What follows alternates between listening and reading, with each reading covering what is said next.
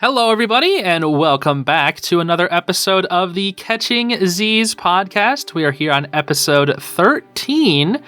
It's kind of crazy. Every time we make a new episode, it's just that number keeps going up. It's kind of weird. It feels like I just started this, but we're already on episode 13. Anyway, I have Emmy back once again. Very cool. So, how about you say hi? Hey, guys. Okay, that's it. I don't have anything else. That was a very energetic hi, and I'm just we can end the podcast All right, well, here. Yeah, podcast's over, guys. Sorry to say, we're gonna wrap it up quick this week. No, I'm joking. So we got some topics to talk about today. Of course, we always do. The first one I kind of want to get out of the way pretty quickly because it's kind of already resolved itself. But there was this comment made, I think yesterday at the time of recording this, where Jacksepticeye, I don't know if you've heard of him, Emmy, but he's a pretty big gaming YouTuber. He made a comment about Mr. Beast, talking about how Mr. Beast, quote unquote, ruined YouTube, and how Mr. Beast made YouTube more about corporate making money, stuff like that, as opposed to making it all about fun, which, I think there's a fair comment to be made there, although I don't really think it's entirely, Mr. Beast's fault as to why YouTube has become a lot more corporate. Obviously, with Adpocalypse or whatever in 2016, or whatever that was, 2016 was the golden age of YouTube, but people always thought it became more corporate after that year. And then, the rise of Mr. Beast happened because of, he capitalized on what people thought was interesting, and I think he makes good content for sure, but it was just a really strange beef, quote unquote, that was going on between the two of them that I thought was a little interesting to just kind of talk about how, it brings up that sort of idea how YouTube was always evolving. We've been talking about that on the podcast a lot. YouTube just evolving over the years, especially in the last 10 years, it's evolved quite a bit. And how the Mr. Beastification of YouTube has kind of just been a thing. There's so many Mr. Beast clones. Everybody's optimizing their titles and thumbnails all the time. And a lot of the time it kind of just feels the same. And it feels less like passionate people making silly videos and more people trying to play the algorithm, which, that's kind of what Jacksepticeye's comment was. Obviously, they resolved things. It was definitely not any major big beef. People tried to make it seem like it was more than what it was, but I think Mr. Beast, the only reason he probably made a comment on what Jack said was because he liked his content and probably grew up with Jacksepticeye, just because he was one of the big guys on YouTube back in 2016. So I know I've been railing on him here for just a bit, but I thought it was a pretty interesting thing to say about how Mr. Beast, quote unquote, ruined YouTube. I personally don't think so, but I think there is a fair trade-off where Mr. Beast is creating really, really good content that you could even say is the peak of YouTube, but at the same time, he's making the bar raised so high that all this other content that was on YouTube in the past is just being perceived as trash, or nobody cares about it anymore, such as Let's Plays and other, maybe not low effort content, but content that didn't take you 10 years to make as opposed to, an afternoon or whatever. So it was just an interesting topic that was brought up between the two, and there's a lot of interesting discussion. So I kind of just wanted to throw that out there and maybe get your thoughts as well. I have some thoughts. I wanted you to finish first. I didn't want to interrupt you since you were on a roll there. Yeah, no worries. I know it was a bit of a weird thing to share, but no, I think it makes sense. You're a YouTuber, so I mean, you're directly involved in this space and in this conversation. So I feel probably more of a right to talk about this than anyone else that isn't a YouTuber like me. My opinion probably well, I'm not a YouTuber, so I will say that Zeez's opinion probably comes from a place of a bit more experience. But it's funny that you mention all that because I remember a while back, there's this educational YouTuber that I like to watch. So I like to watch a lot of educational YouTube content. Wow, what a nerd. I watch Veritasium a lot. If you guys don't know him, he's a really cool guy. So I remember you mentioning them. Yeah, so they make science and math content, just to inform and I guess also to inspire people to learn about things. And a lot of his content is pretty cool. But there was a while ago where he was talking about he made like pretty much a video about clickbait and why like he has to use it pretty much. And interestingly, he was talking about like he didn't really use clickbait before, and he was just kind of making his own videos. And then like I think he got big enough eventually where he got a team and they started like realizing like what thumbnails would get the most clicks, and he started using it. And then he made a video about it. And interestingly, Mr. Beast was in that video where he interviewed Mr. Beast about like clickbait on YouTube, and they had an interesting conversation about that. So Mr. Beast actually says he doesn't like calling it clickbait on the YouTube thumbnails. He calls it, like, there is legitimate clickbait, but then he says there's this other thing called legit bait, which is like a thumbnail that like is actually in the video and convinces you to watch it, and also like you end up enjoying the video as well. Yeah, it delivers. Yeah, and it delivers on it. Yeah. Yeah, it's like there's good content, but then the thumbnail like needs to get it to you, if that makes sense. And it's not like overselling content that's actually just trash. Yeah, no, that's a good point. Or if it's not exactly that, it it delivers on expectations of equal or more from whatever the thumbnail gives. Like, for example, Mr. Beast would do like a video that's called like, oh, I crashed a car into a wall or whatever. But before he crashed the car into the wall, he'd do like 8 other things, and then he'd like lead up to the crash in the car on the wall, and then sometimes he'd go above and beyond and like, I don't know, crash a plane into a wall. He didn't do that, but that's like the Mr. Beast format, right? Is like you go above and beyond, but you deliver on your clickbait, which is like clickbait. I feel is a word that's been like tossed around. It's kind of just been normalized, but you make a good point where it isn't clickbait if you deliver on it, because clickbait is like baiting somebody into a click, which I guess that's the simplest form of it. So I guess clickbait can be anything. But like you said, if you deliver on what your title and thumbnail has, then it's not really clickbait. And like people would clickbait in the past, because most people see clickbait as like a bad thing. And so that's why I think like the distinction Mr. Beast makes, like when he says legit bait, makes sense. Though I kind of see it like, I'm not sure if we really need 2 different words, but like I think like it is a shame if like a good video isn't ever recognized because it has a bad thumbnail, right? That I think we can all agree that that's a bad thing. So for sure, like in some ways clickbait is a good thing when it delivers, I guess. Yeah, I think it's just because over the years, especially early on YouTube, clickbait just had such a negative connotation to it. But in reality, like, it's kind of necessary. Like, literally, I've just been noticing, like, the more I've just been making titles and thumbnails, just how important they actually are. And sometimes I just hate coming up with titles where it's just, like, it feels so, Mr. Beast, like, stuff like that, where I'm trying to make it, like, interesting, but I don't want to be like, this is the greatest thing ever, or whatever, because I just, sometimes it's not, or whatever. There's an interesting thing noted by Derek, who manages Veritasium, in his clickbait video, where he actually notices that anti-clickbait also works really well. Yeah, that's actually what I've been trying to practice, anti-clickbait. So for those of you that don't know, anti-clickbait is like a thumbnail that, like, you know how clickbait kind of like gets you curious a lot of the time and doesn't really answer what's in the video, and it just tells you just enough to be curious? Anti-clickbait kind of spoils the video for you, but that ends up making you curious enough to watch it. Yeah, I think there's lots of different forms of it for sure. I definitely used it a couple of times as well. Like, some people will have like the title have a question and the thumbnail will have an answer to said question or something like that. But I think a good example, at least for me, which I knew this video would pop off because I had recognized this before, but I made an Amphibia video on my second channel that was called Amphibia Fans Made a Better Game Than Disney.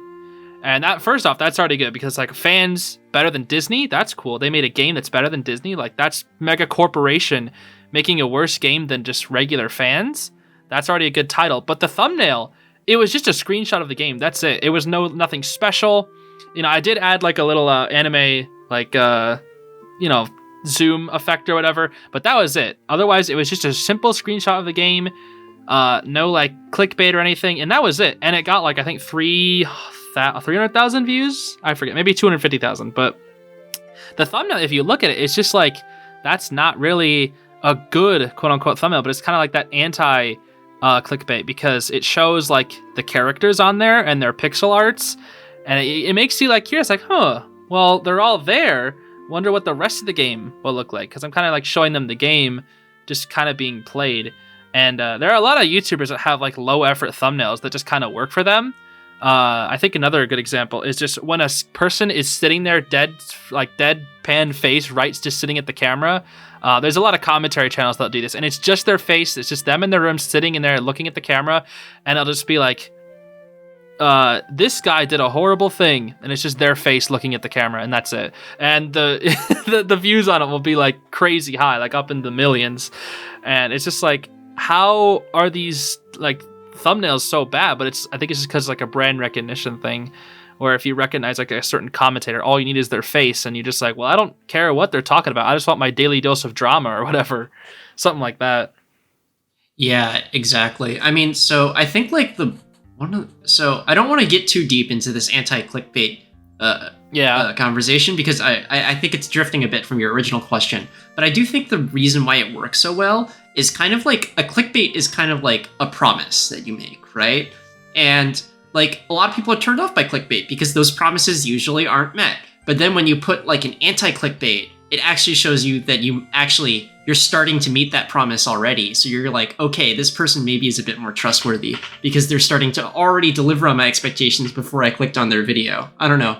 Maybe that's like, that's how I'm thinking about it. That's a really good point, actually. I'll have to keep that in mind. That's a good point. It's like building trust. Right. That's actually a really good point. I'm glad you said that. I'll try to remember that in the future. But yeah, we were talking about just like the whole, did Mr. Beast ruin YouTube sort of thing. I think just in general, it wasn't just him, but it was like corporations also, making it harder to like create content, I guess. Because again, back when I was growing up on YouTube, you could upload a very slimly edited gameplay video of like 30 minutes of gameplay, and it would get tons of views. Now when you do that, I remember some of Chugga Conroy's old videos. Oh my god.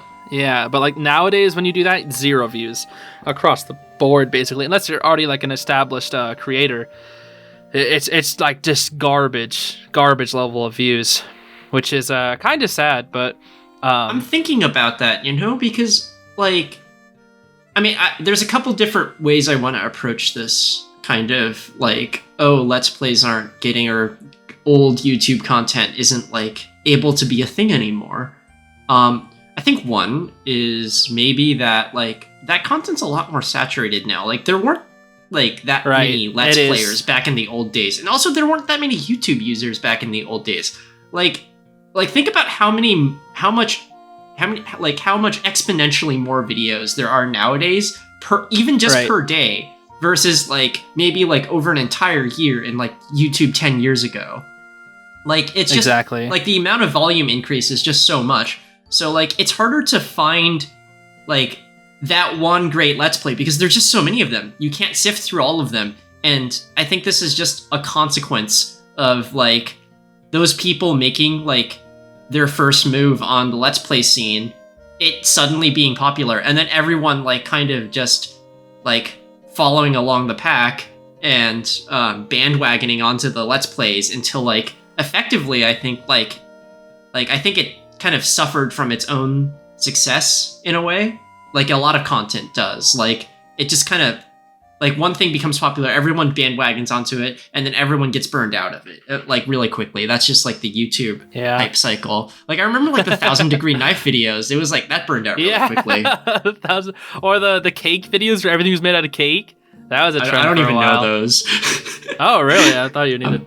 I figured everybody knew about the cake one. But yeah, no, you bring up a good point with the oversaturation, especially with gaming content. Gaming content is like extremely oversaturated, which is why like, especially when I was just doing Let's Plays, I never got any attention.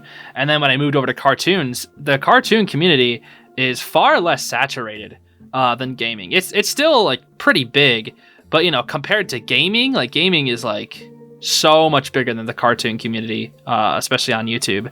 And it's just kind of crazy because a lot of people are still, making like basic reactions, but a lot of the stuff that I see gaming YouTubers do, there's not really stuff like that in the cartoon community, which is why I kind of, had some of those opportunities that I did on my second channel there. But yeah, it's just like the oversaturation. And I think YouTube, put out a statistic where it's not always like the case, but pretty much every second there is like 60 hours being uploaded, or 60 hours of content being uploaded to YouTube. Every day second. It's increasing. Yeah, like it's because more and more people are getting access to online. More and more people are growing up wanting to become creators because they see, influencers and, the way a lot of the top creators, they're rich. It looks like they're having a great time. So everybody is like, oh, I want to be that person. I want to be rich and famous and have a good time and all that stuff. It's really interesting that you mentioned that because a lot of time, there's this really interesting piece of survey data that's done every now and then where they survey high school kids on like what kind of careers do they want to be. So basically, influencer 10 years ago, not even a thing. It was like rock star, football player, so basically celebrity, right? And then now it's the top one is YouTuber. Yeah, YouTuber or like some sort of other social media influencer, like on TikTok or whatever. It's always like that. That's definitely always going to be number one, especially. I think it's just with the social media age, it's especially just kind of crazy. I can't say that I'm denying that either. I've always wanted to be a YouTuber just because like I grew up watching people like that. But it's not to say that I haven't had other wants and careers to pursue, which is actually a good transition to my other topic that I wanted to discuss. Is I'm sorry, Zeez. I did have 2 points I was going to mention about your question, and I only got to one of them. Okay, go ahead. Okay, go ahead. Ruin my transition. I wanted you to finish. You're good. You're good. The second thing I wanted to mention about, like, did Mr. Beast ruin YouTube is that, like, you talked a lot about corporatism in YouTube, and that's not something I addressed in the first point, but I think, like, corporatism in YouTube is, like, I don't think that's Mr. Beast's fault. That's, like, the YouTube system's fault. Like, the corporatism, I feel like, was almost inevitable based on the way YouTube monetization was set up. Right. Like if you're going to get the most clicks to get the most money, then whoever is the best at getting clicks is going to get the most money. And as long as clickbait is a thing that like is possible and exists, someone was going to be able to figure out how to do this. If it wasn't going to be Mr. Beast, maybe like another year down the line, some random YouTuber figured it out and also became huge. Like eventually, it's like a numbers game. Like you said, there's 60 hours of YouTube footage being uploaded every minute, and there's so many different people every second, actually. Yeah, and there's every second, and then there's so many people pretty much just trying to crack the YouTube algorithm. It's bound to be that someone is going to figure out what clickbait is, and then they're going to use it to their own advantage, and then everyone's going to start copying them. That's just, I feel like, So like blaming Mr. Beast is like kind of like blaming the person who like discovered like the flaw in the system. It's not, I don't think like it's Mr. Beast's fault that YouTube is structured the way it is. He just, like, I think he was kind of smart to be able to take advantage of it and notice like how to get clicks. But at the same time, like, he's just kind of like a product of the way YouTube is set up. And I think like, really, it's not Mr. Beast's fault, it's Google's fault that YouTube is the way it is. No, you definitely make a great point there, because I agree with like it's definitely not just a factor of Mr. Beast. Like obviously people can just point to him because he's the biggest one. There are other creators that do the exact same thing, but I think it's just because like Mr. Beast is very centered around like money and whatnot. Like I give away money to earn money and whatnot. But like a lot of people say, it's all about the money. It's all about the clicks and the views. Whereas 10 years ago. It was all just about, growing. It was more about like interacting with the community, people just uploading whatever they wanted. And if it got views, they were, lucky to, get some money off of it. But it was more of just a fun thing that like nerds did, as opposed to, these greedy businessmen trying to line their pockets. But I just don't think that those things were sustainable in the long term, because like you're pretty much losing money doing that. Like you're pretty much spending your free time losing money, like exhausting yourself, not making anything. And like the people who can make money off of it, like they're not going to be like as drained as the people who are like dumping resources into it. So eventually, like, the people who are able to make money and be able to, like, pretty much maximize corporatism, like, those people are the ones that are going to come out on top. Like, eventually. It's just a numbers game, like I said. Like, eventually. Yeah. No, I think that was we had a lot of discussion on that. That was just I don't know. I definitely did want to talk about that because it was just a very interesting topic. We always talk about YouTube on the podcast. And I mean, you are a YouTuber. YouTube's got to be a topic. This is just like it's like it's like a meta topic. Yeah, no, I think YouTube is probably the main topic that we talk about on these podcasts, but it's just I like talking about YouTube. It's fun. I think it's fun too. I mean, YouTube's like a big cultural like thing that like affects all of us. Like, we're all on YouTube. We all care a lot about YouTube, and like the way YouTube is affects a lot of our lives because of how much we use and consume content on YouTube and do stuff with YouTube. I mean, it's kind of like how Twitter was kind of... I'm sorry, X. It's kind of like how Twitter changed and everyone was talking about that, right? Yeah. I mean, it's funny. Still, everybody I know still just calls it Twitter. It's funny. But it was really funny. I saw a news article the other day. And they still call it Twitter. Actually, you know those like you know those like tech support like videos by Wired where like they get some expert and they answer questions from Twitter. It's just so funny. Yeah. It's just so funny. They had to use the new X logo because Twitter changed their logo to X. And so in the thumbnail it said X, but the video title still says like X answers questions from Twitter. Okay. I was about to say still, it just and actually, a lot of news articles still use Twitter as well. They don't call it X. They still just use Twitter because everyone knows what Twitter is, and no one knows what X is. It's brand recognition. These companies know that, like, freaking Elongate just threw away all that brand recognition. Well, they're not going to throw it away, which is why I still think that it's impossible to change it, unless X starts suing people to use their real name. But I don't think they have the money to do that. That would cost way too much money. Yeah, I think eventually, like, if they don't pull back the change and, like, go back to Twitter or whatever, it's gonna stay as X, and eventually, like, you know, people growing up with the name X are just gonna end up using it, and all the Twitter people who called it Twitter are just gonna get flushed out or whatever, and it'll just be known as X until... I'm not sure about that. Like, I still think it's going to be like a Sears Tower situation. Like, there are a group of people who grew up with the Sears Tower officially being called the Willis Tower, but all they heard was other people calling it the Sears Tower. So like they still call it the Sears Tower. Like, I'm one of those people. Like, I'm That's true. This is a Chicago thing. If you're in Chicago, you know this. You know this. Maybe, maybe. It's just different with social media, so I don't know. Well, like, imagine like everyone you know.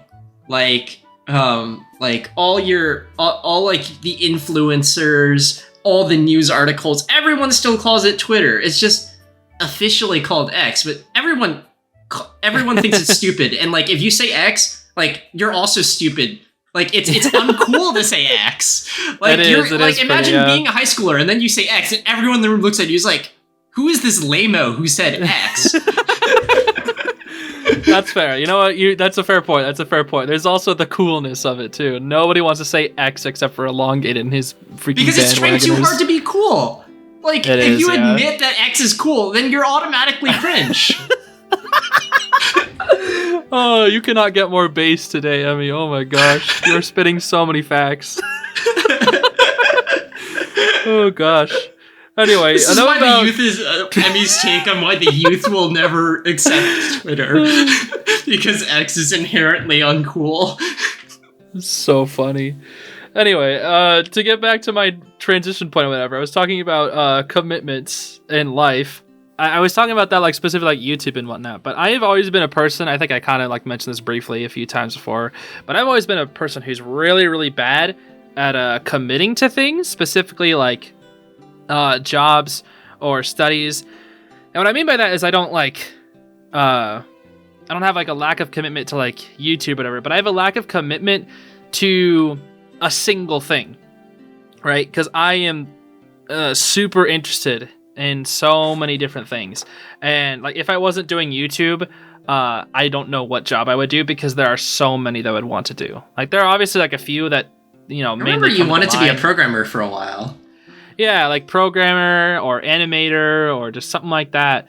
But like, there are some ones that are like really, really high up there, but I could also see myself pursuing music. I could see myself pursuing marine biology. Like there's so many things that I could just do that I'm just super fascinated in. Psychology. I love psychology. I could see myself pursuing that. I still remember our AP psych class. Oh my gosh, that brings it. Yeah, I remember the animation that we made for that. Oh my gosh, I might have to show that off one day. That was so funny. But yeah, we were in the same psych class. We only got a B minus for that too. We did a whole animation and we got a B minus. Yep, it was rough, but I think wasn't it because we turned it in late or something? I forget. We did also turn it in late. I feel like it might have been an A minus if it was in. Yeah, which is still dumb because I still think it was like leagues better than anything else anyone else. No, it was. It definitely was. It 100% because everybody else was like using all these like pre-built stuff where it was like create your own story online, and that they maybe spent like a hour or two on it, and it was like, oh, you're so cool. Or some people just did Google Slides. We made an entire story, animation, designed characters, voice acted it. Oh man, it was like I think it was like 5 minutes. I'll definitely have to show it off one day. It was pretty funny. One day. But it's very similar like, to the Hunger Game videos. If you guys know those, they're somewhat similar. It's like an evolved version of those. Yeah. Yeah, it's got a similar vibe to it, but it's just like, we did that whole thing and we only got a B minus. We did a similar thing for our physics class, and we got our like physics teacher was blown away. Oh yeah, that's right. We did a Vine sauce parody or Vsauce parody. Vine sauce. No, I'm sorry. No, we did a Vsauce parody. And it actually, I think that was like a much longer video though. That was like a 16-minute one. Yeah, that was like a full-length Vsauce video, more or less. Yeah. So how it worked is it was a team of 3. We had one of our friends. I was the cameraman and the editor. And I also helped out with like a couple other things, like setting up the props that we used. You were like the host. You were like the host. And what did the third guy do? What was he like? Did he just do like research? Oh, he did script. Okay, I was just saying. He did the entire script. Yeah. He also like the set was his house. So yeah. Yeah, that's true. But we all combined together and made that project. Honestly, his script was pretty like on point for AV Sauce Charity. But back to the topic. It was. No, I think that was a good video. But yeah, no, just like talking about commitments and whatnot. It's just something I've always been really, really bad at doing. And I've just been like kind of really thinking about that lately, where I've been thinking about like committing what time to do, or like where to use my time a lot.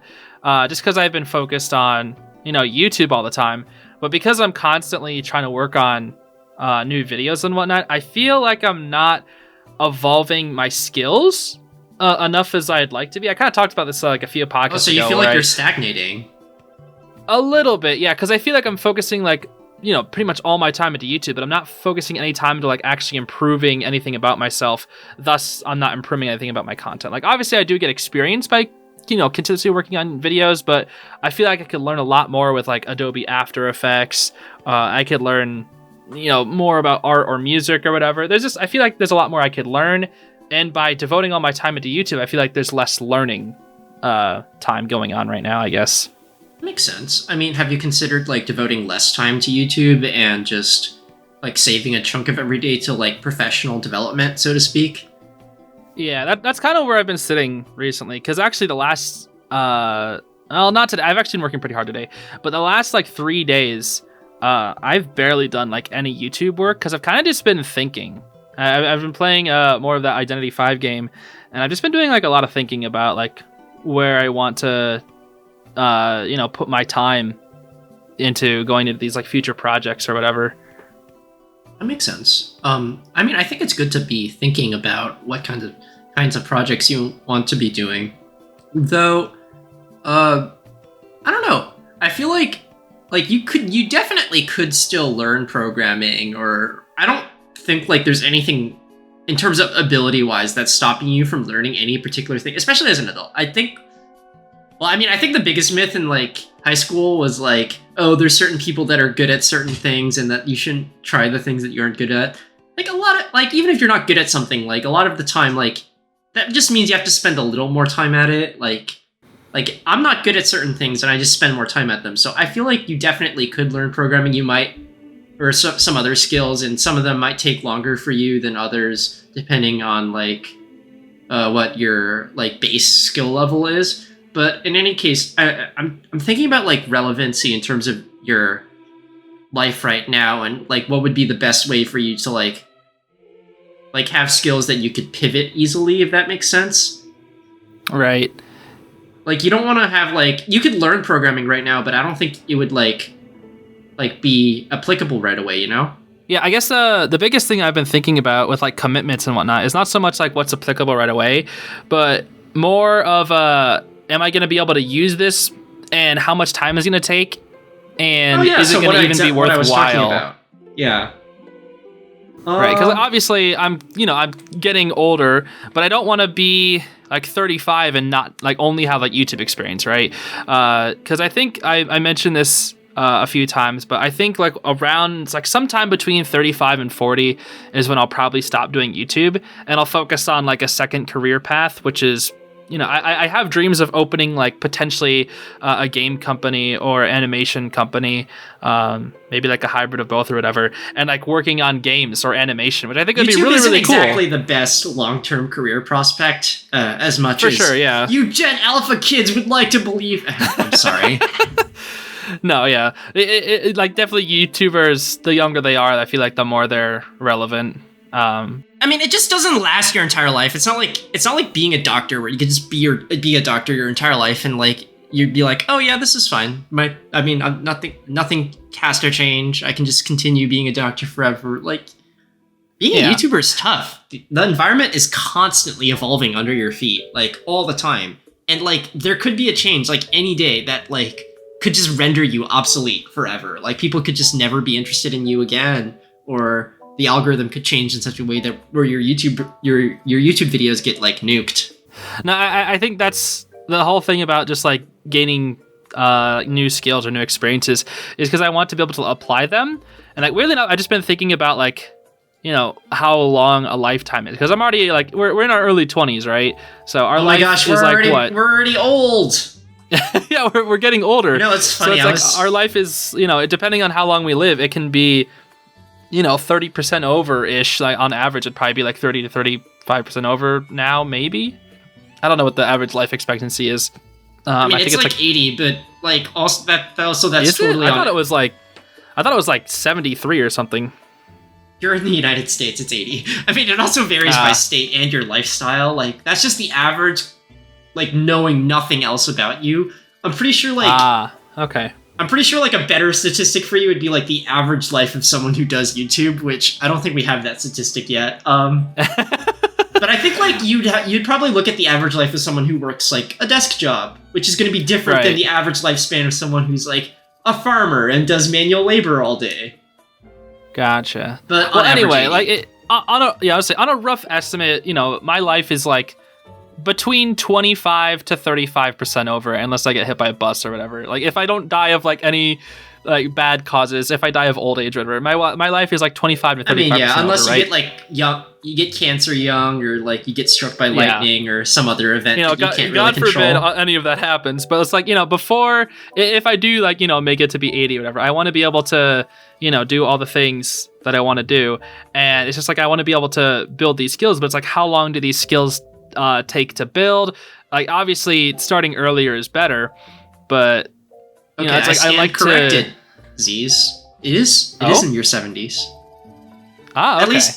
At least where you live. It varies by state. Okay. I won't say where you live though, because I know you're sensitive about that.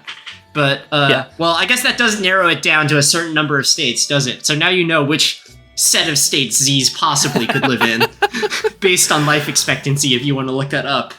Assuming you look up the same chart I do. Jeez, okay. Well, anyway, it's just like the whole thing about like, getting to do, I guess, enough with my life as I want to be satisfied. Because there are so many things that I want to do, but obviously there's no way to do them all in like one lifetime. So it's just like, where do you commit your time, and how do you know if it's useful, sort of thing. Yeah, that's just what I I've feel been like you're thinking just about having a lot like the last few days. You feel like you're having like an early midlife crisis.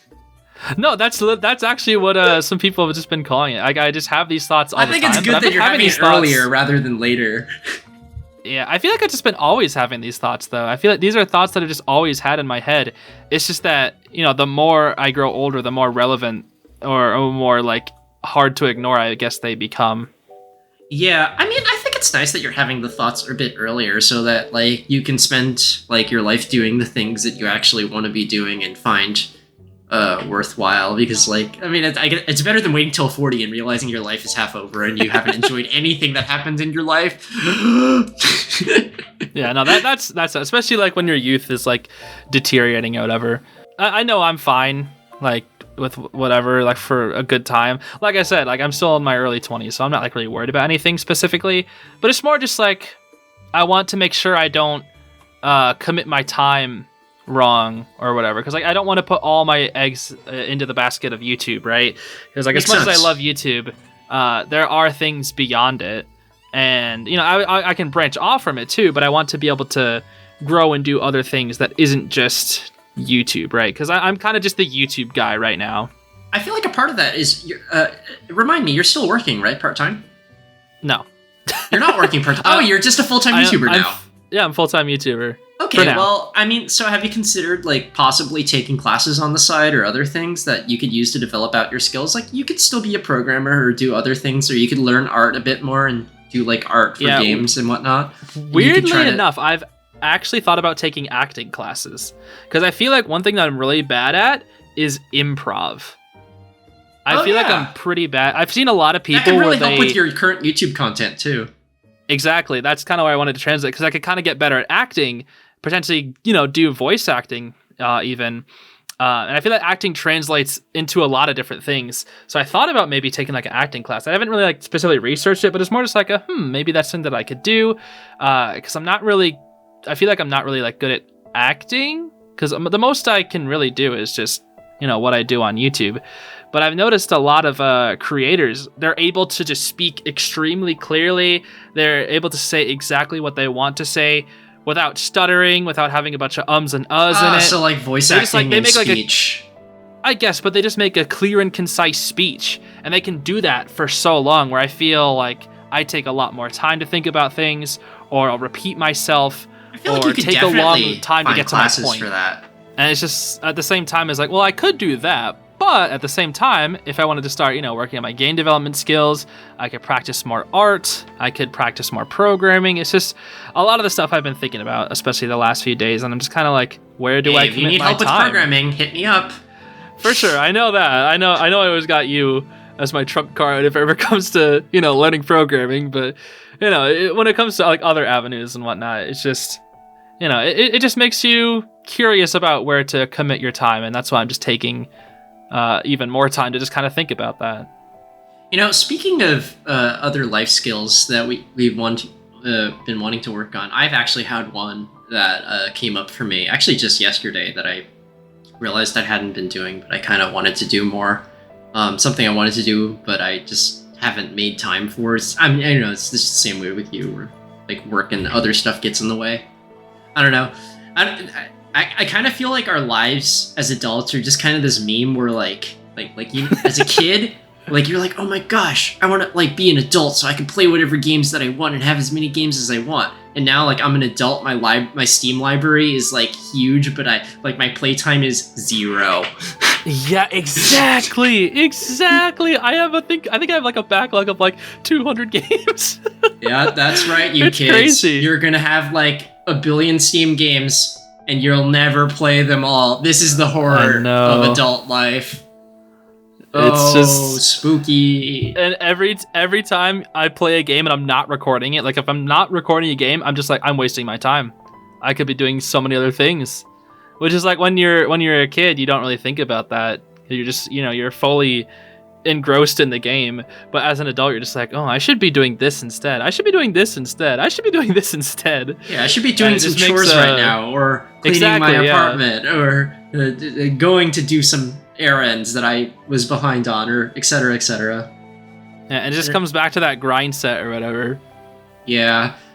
So going back to the thing that I wanted to get doing, so I think I mentioned a while ago that I used to like to write a lot, and I was in a writing club that Zeez was also in, and where we made interesting content, vaguely like Owl House Hunger Games. I finally got to watch that, which is why I keep mentioning it, and I thought it was amazing. But both of them.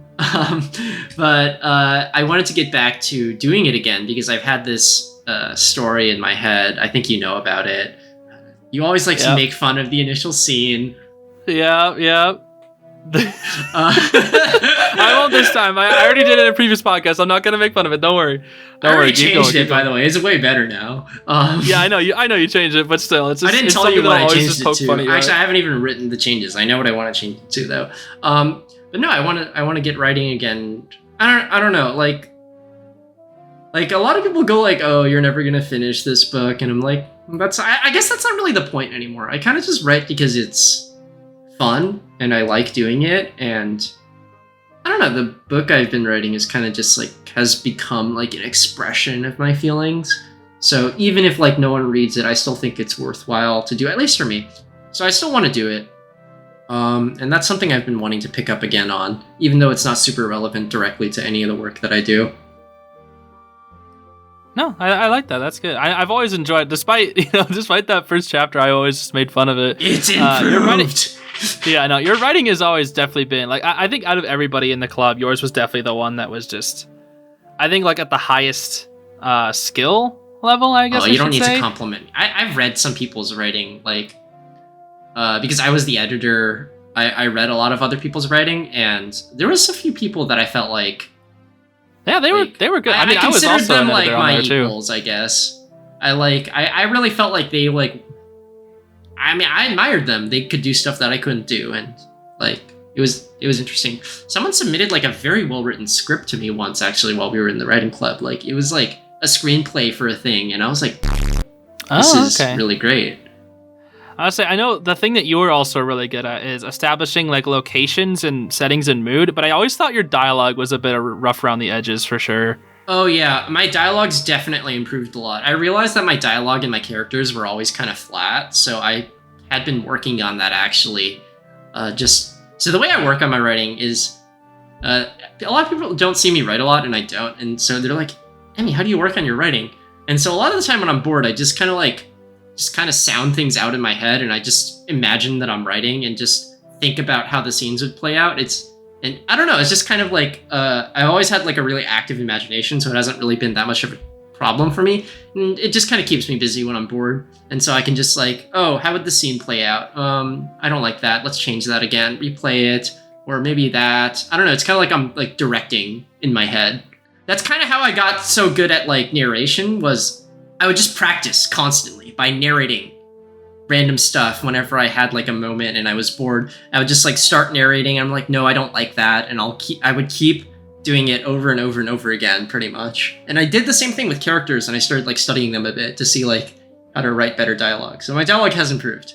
I'm actually interested in showing you really sometime. Cool, actually. I'm kind of interested in trying that for myself, because I like taking some night walks and recording this in the evening. So I might take a walk when we're done this podcast. Let's not just night walks. As like I'm walking, sometimes I might just narrate the whole walk and be like, he walked at a speed not much faster than a regular bird hopping on the ground. Chirpity chirp. Like, I don't know. Just narrate yourself like you're in Baldur's stuff. Gate. Like, so if you didn't play Baldur's Gate, like it's just like a D&D game, but like there's this narrator and they narrate everything, and you're just like, I am in Baldur's Gate.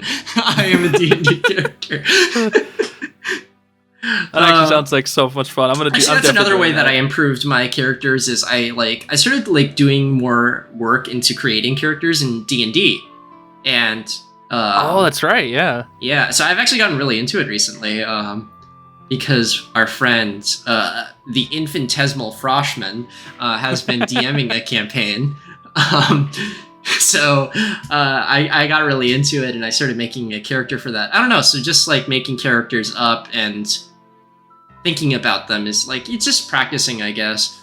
At the end of the day, though, like you still ultimately need to do actual writing to get like writing practice. Like mentally thinking up scenes isn't a substitute for writing, at least because For sure. But no, I definitely think there's something to be said where it's just thinking about something can actually, build more of a presence or just like understanding or experience as opposed to simply... Well, you develop a sense of voice as long as you like know what you're looking for. If you can say, if a certain line that you said was like, oh, that was a good line or that was a bad line, like the first thing you need to do is kind of develop like a sense of good from bad, and then you can just keep practicing and throwing stuff at yourself. Gotcha. Yeah, that works specifically for writing. But like what you were talking about with thinking about things specifically, that definitely impacts like any skill for sure. Where I think there's like been studies done where it's like some people, let's say for example, I play Smash Bros. And I play it for 2 hours a day and I focus on specific things, and then I just go on for the rest of my day and I don't really think about it too much. But, people who will play the game for 2 hours, like the same amount as I do, but they also think about the game for 2 hours. They don't play it, they don't touch it, they don't interact with it at all, but all they do is just sit down and just think about it. They just like, replay situations in their head. They're definitely going to have like a much better skill level, even though all they've been doing is just thinking about it. Which is another thing about like skill building is just like I think there were studies thinking, done on analyzing, and understanding it. Yeah.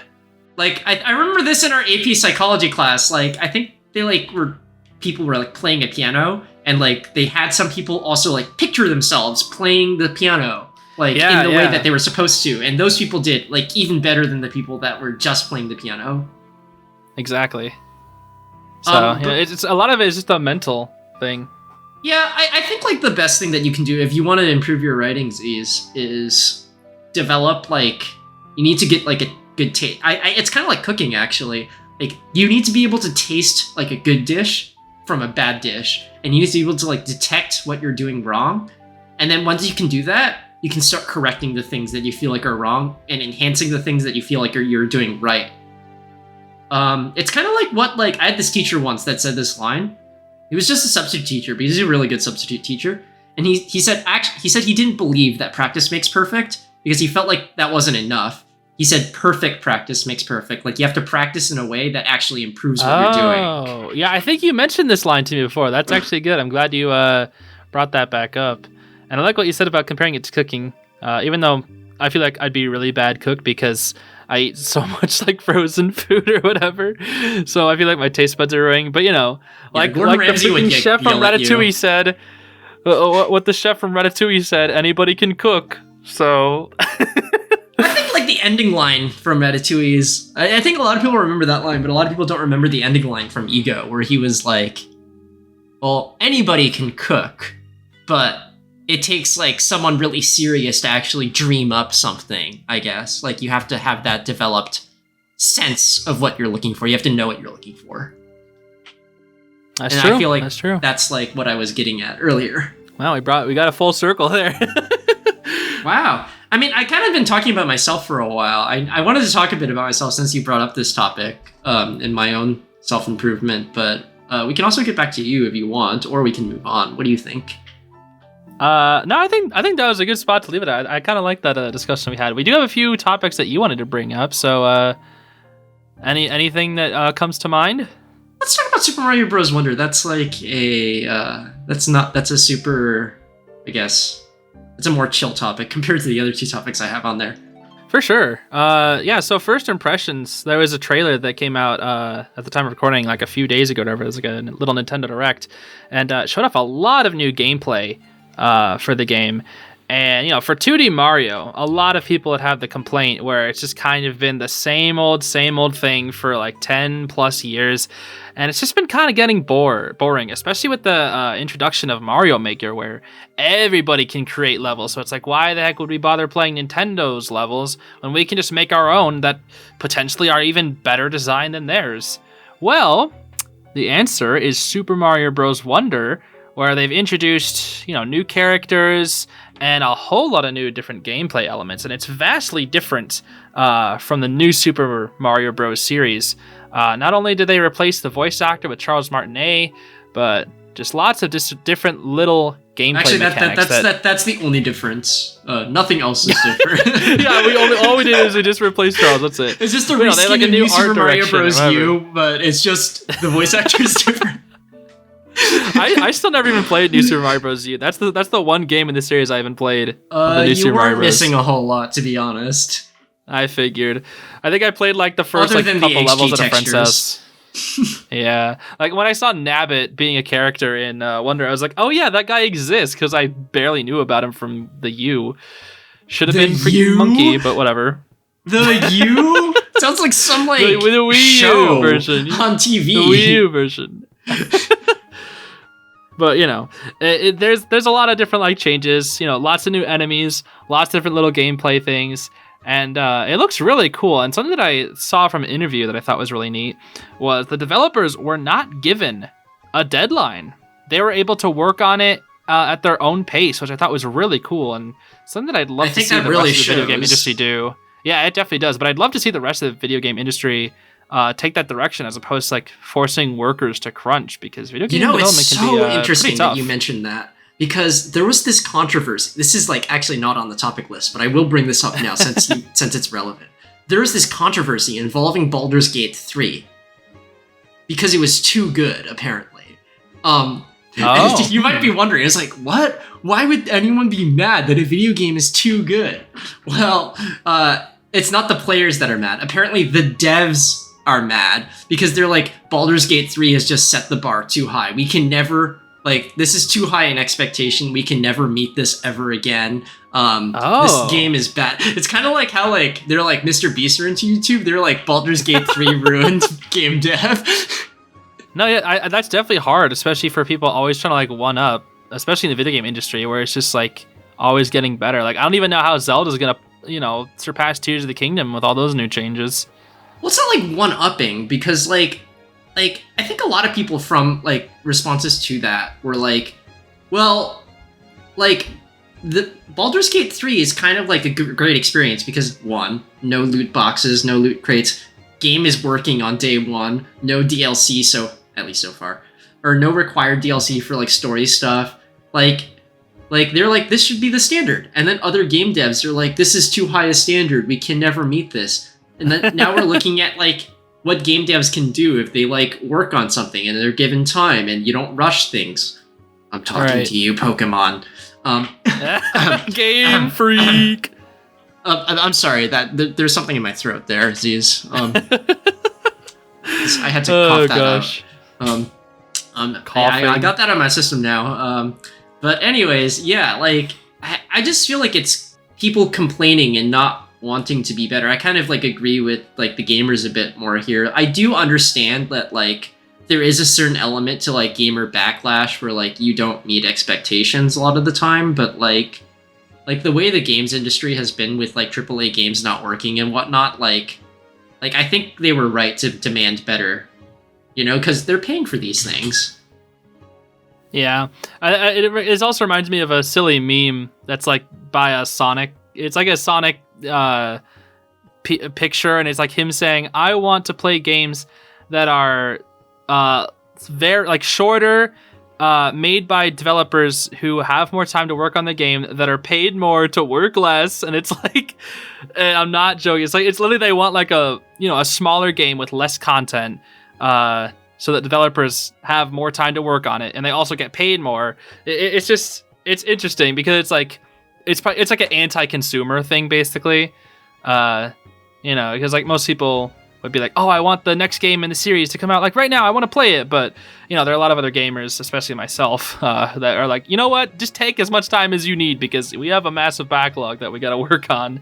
So well, this take just as much goes time back on to these the new thing that we're games as you talking want. about. Like, we're adult. Like, a lot of the adult gamers, like, we don't even have time to play all the games that they're pumping out. It's oversaturated. Exactly. Like, we'd rather have less higher quality games because, like, our lives are so busy. Everyone's lives are so busy, and it just feels like if you're spending your life playing a game that is like less than what it could have been because it got rushed just so you can pump out another game that you can play for the same reason, like, what's the point of that?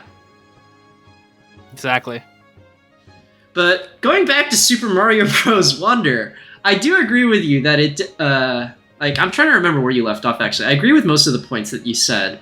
I think it's just because it's a fresh take on the Mario series, like 2D specifically. I'm not sure if it's a fresh take. This is kind of like actually a return to form to like OG Mario, because OG Mario, from at least what I've heard, is like really innovative, and they would always like shake things up. But then ever since the new Super Mario Bros. Series came out, so that started with like the DS New Super Mario Bros. And that was like really innovative for its time, and it like took the series in a new direction. But then like I guess what I mean more is just like it's breaking that formulaic. Yeah. They just broke the formula, I guess, and they've gone back to actually innovating. Because like there are obviously like little changes throughout the new Super Mario Bros., but there's never anything, as big as what Wonder is seeming to offer. Well, I mean, it was always like very gimmicky. There would be like, oh, there's a new power up. This is the gimmick. Or like, this is the other gimmick. Yeah, it was like, but it was like, they had like, maybe 10 to 20 new gameplay elements, where the developers, I believe in an interview, they said they came up with, they weren't all included, but they came up with 2,000 gameplay ideas for Wonder. 2,000 ideas? That's insane. I also think the music is pretty rad from what I've heard just already. Like Mario music is supposed to be really good.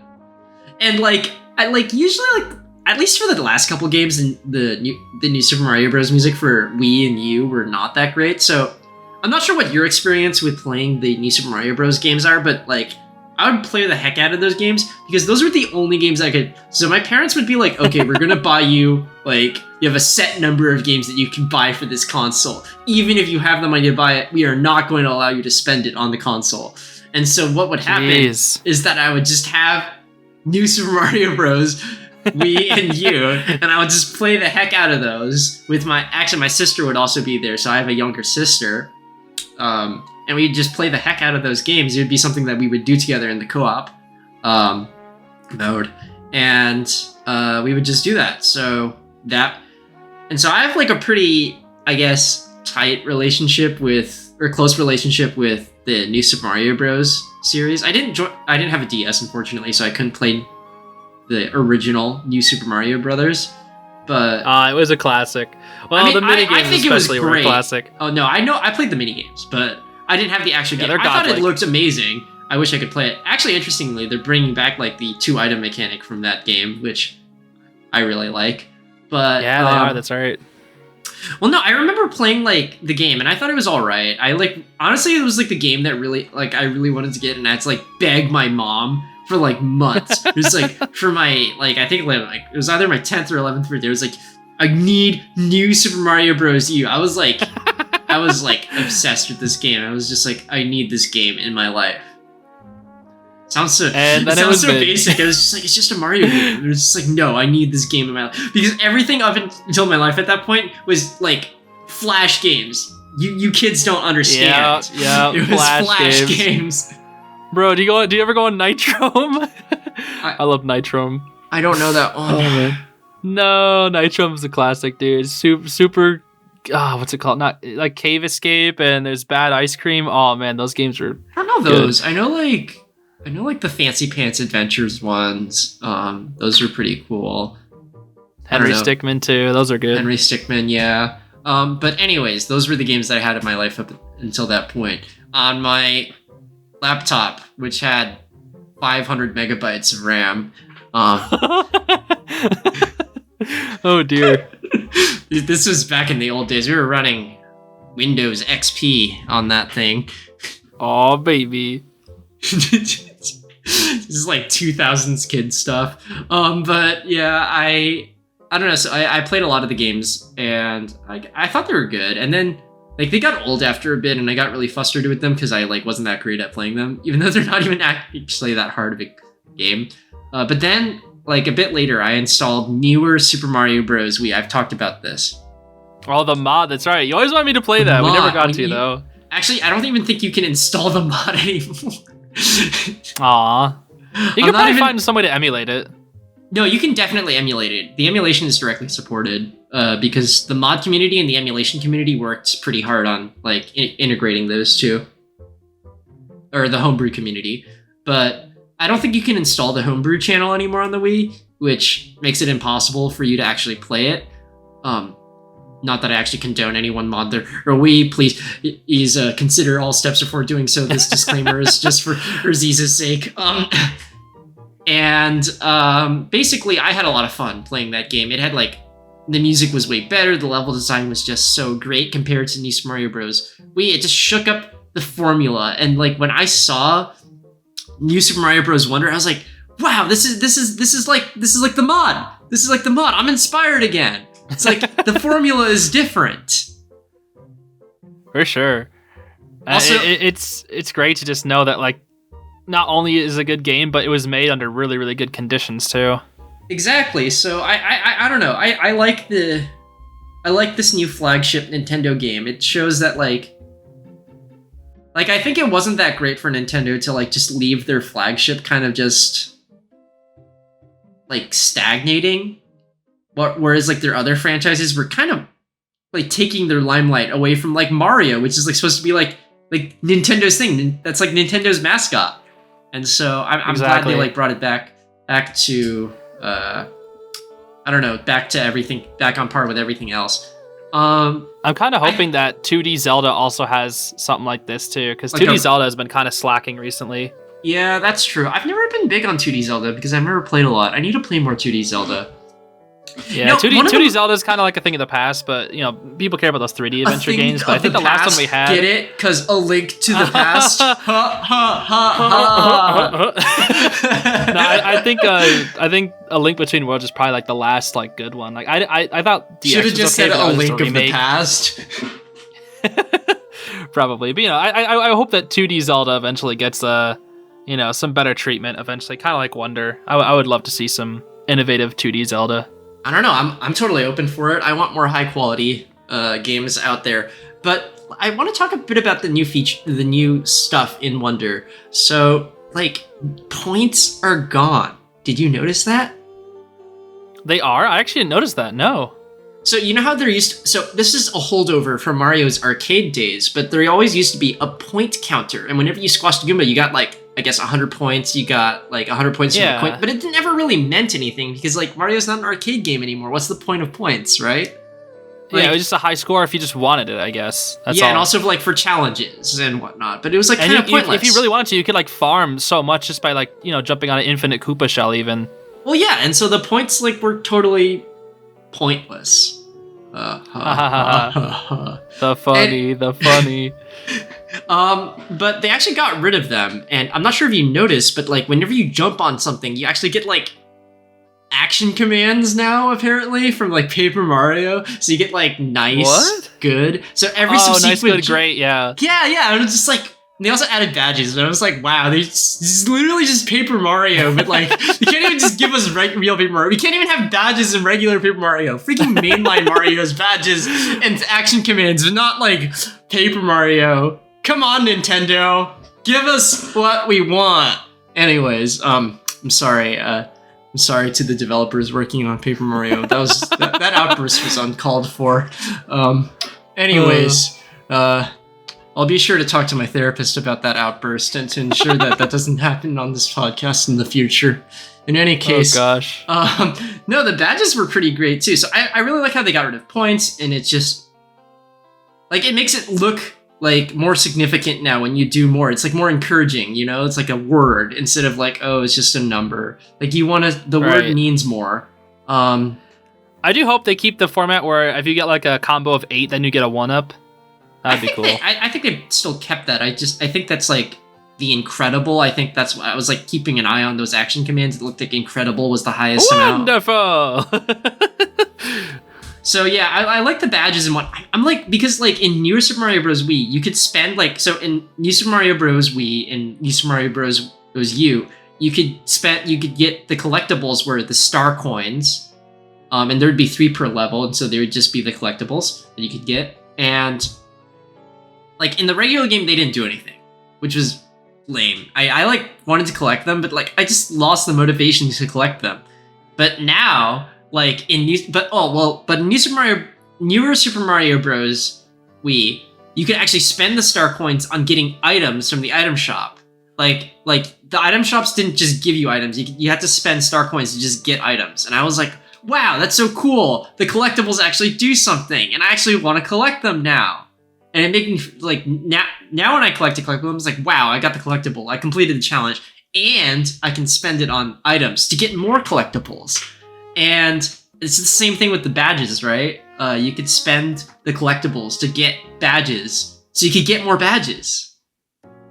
Exactly, and I know I love the like the badge thing, because if you didn't see the trailer, it's like you can equip a single badge at a time, and that single badge will give you like an ability. And like, you know, some abilities might be better for other levels, but I know all the speedrunners are definitely going to use the constant running one or whatever that gives you like a speed boost. I don't know. I feel like certain levels, it could be like one of them could be better. I feel like there's going to be like 3 main badges that you want to use, unless like one of the badges ends up being like totally broken and just lets you glitch through walls or something.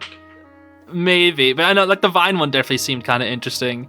But I think like the run was definitely going to be like, at least from the basics, probably the best one. But yeah, there's lots of other like just little. I don't know. I think the Vine one could definitely break the game. It could definitely let you clip through something, and they figured it out. Be like, okay, if you just use the Vine here and you just do this, you just clip through this pipe and you automatically get to the goal. Like literally, leave it to speedrunners, dude. They'll find a way. So yeah, I'm really happy they took it in that direction. I'm so glad we finally get it to go to like a different place other than just the Mushroom Kingdom. That's like another thing. Like, yeah, it's like Wormtown or whatever, right? Wormtown. It's. Well, I don't know what he's called. Prince, the Prince guy. He's like a Prince Worm, and it's like his kingdom or whatever. And Bowser turns into a castle. It's Daisy's kingdom. It's the Flower Kingdom. Wait, is it? Yeah, the Prince guy is just one of like Sasara Land or whatever. No, they called it the Flower Kingdom in the trailer, but I know it has an actual name, but... Yeah, it's Sarasaland or Sasaraland, something like that. I don't know. That's what it's called. This name so bad. That's to avoid the copyright claims by Nintendo. They can't copyright claim us if we mispronounce the name. Oh yeah, totally, for sure. Yeah, I didn't know that. That's interesting. I just thought it was like that worm guy's kingdom. That's why Daisy was there, actually. Because they were visiting Daisy. Oh, okay. That makes sense. Yo, people are actually so happy that Daisy was in. People like Daisy a lot. It's kind of crazy. I wanted Monkey. And the Yoshis can ride other Yoshis, and I was just like... Bro, the Yoshis are baby mode. Yeah, they're baby mode characters, though. Wait. The thing I wonder is, like, if a Yoshi can ride a Yoshi, that's riding a Yoshi. Can that Yoshi ride? Yeah, that's literally... If you wanted that, you just play Kirby. And Kirby Return to Dreamland, you can have 4 characters stack up like that. It's actually adorable. No, it's just like, all right, everyone, fuse! It literally is. Like, that's what you can do in Kirby Return to Dreamland. You can have one player run around while the other 4 are just riding on their back, just chilling. And it's like, you do all the work, we just sit on you. No. I feel like you could do like, the whole thing. There could be like this strat where you just stack 4 Yoshis on top of each other, and they have the tongue ability. So they just spam tongue? They just spam tongue. It's just like a wall of tongue. It's like impenetrable. I know Yoshi's supposed to be like the easy mode character, but still. Yeah, he can't even take damage. He's literally the baby mode character, and he has a super jump. So he has a super jump, and he has like an attack. Yeah, like always. That's broken. Well, it is broken, but I feel like it's great because like you can have like young kids finally like play and they can like do something. They can feel like they're doing something. You're like, oh my gosh, I'm being rided on. That's great because I don't know, like a lot of people that aren't like that into it. Like it's a great way to just like have more casual play without affecting like the regular player base, like how they did with like the Super Leaf and other things, which were always optional. But like, I feel like this is a better way to do that, you know? Yeah, I think my worry is that I hope if anybody tries to use the Yoshis, they're not locked out of 100%. Because in some 2D Mario games, if you ever, and I'm talking, if it even appears, it doesn't matter if you take it, but even if it appears, like the Super Leaf or whatever, if you even have it appear, you are locked out of 100%. Oh yeah, it's the same thing. It was the same thing in Super Mario Bros. Wii and U, except it wasn't the Super Leaf. It was, so there would be something called Super Guide, where like a box with like Luigi would appear on it. That's right. Like, if that appears, you're guaranteed locked out of 100%, which is stupid. Like you can get like 99.9%, but you can't get 100%, which is so stupid. So I really hope they don't do that. Yeah, you wouldn't be able to get like that's just stupid. Well, in New Super Mario Bros. U and Wii and New Super Mario Bros. Wii, so what would happen is that if you got everything without the Luigi box, you just got regular stars on your profile for each achievement that you got. But if you did it like without, or if you did it without the Luigi box, you got a sparkling star, and obviously you want the sparkling star.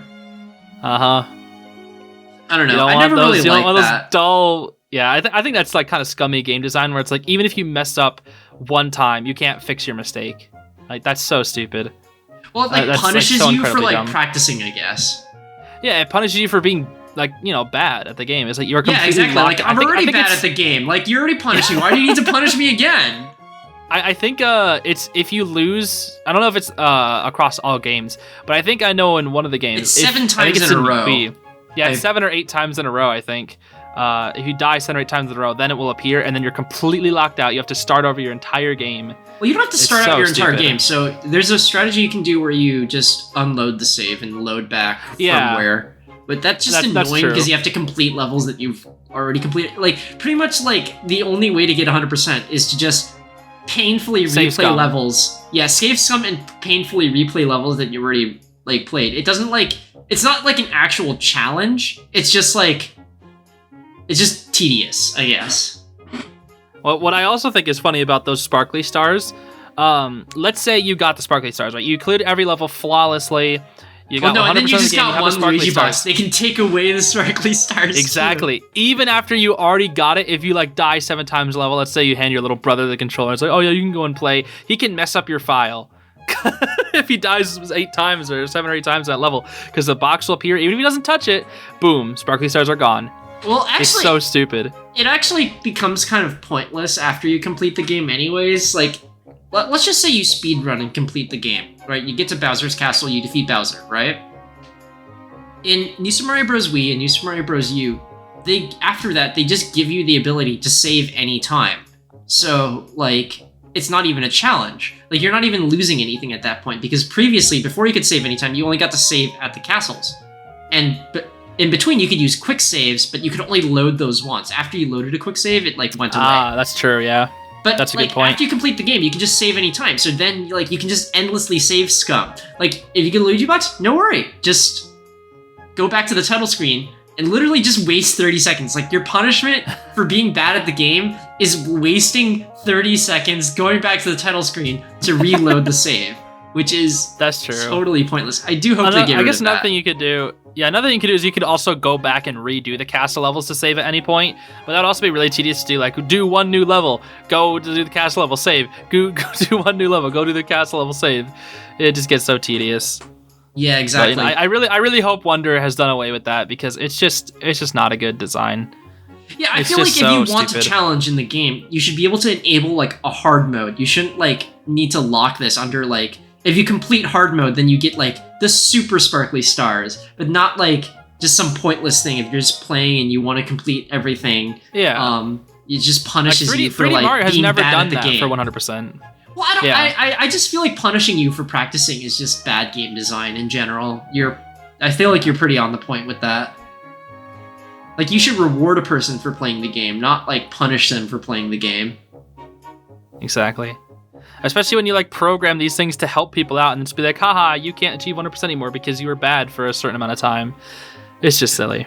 Well, yeah, so like even if it appears, not even if you use it, like, which is dumb in my opinion. Yeah, it's ridiculous. So but, yeah.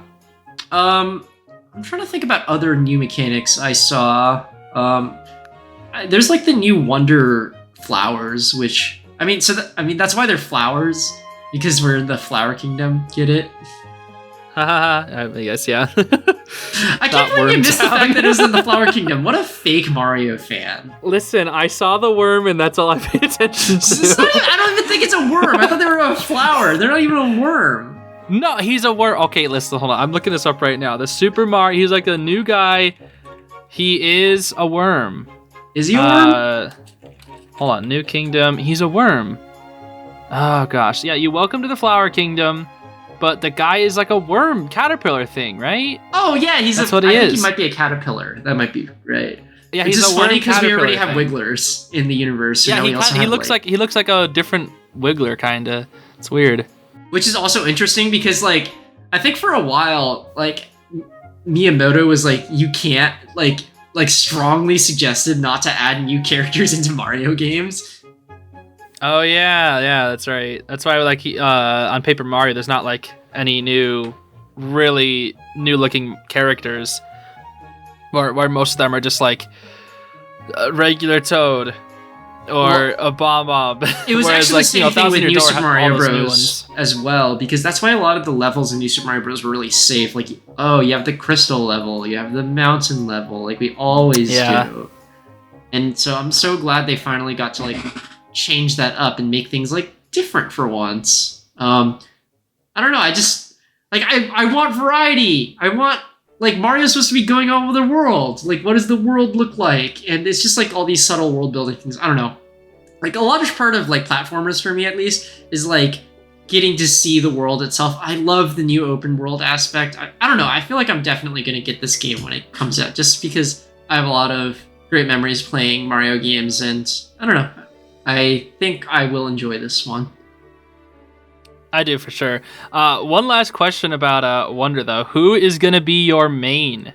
Who are you gonna play? It's a great question. I don't know. I know what mine is. My main has always been Blue Toad. I've always been Blue Toad ever since New Super Mario Bros. I've just been generic. I've always just selected Mario, but Okay, I mean that's fair. There's very few people who would actually probably select Mario. You know, most people would be like, "Oh, I like Luigi," or I think Blue Toad and Luigi are probably the two most popular. But I know a lot of people are going crazy for Daisy.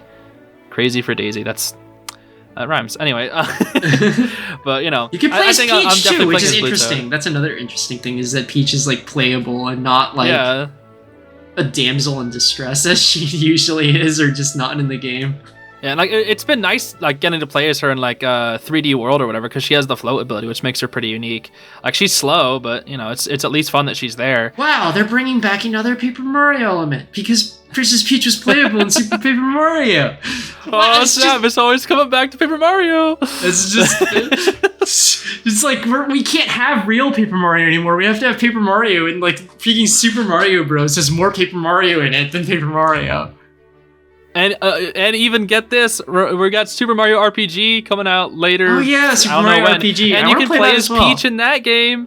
And guess what? That game definitely didn't come out before Paper Mario. So, dude, did you realize Super Mario RPG ripped off playing as Princess Peach several years prior?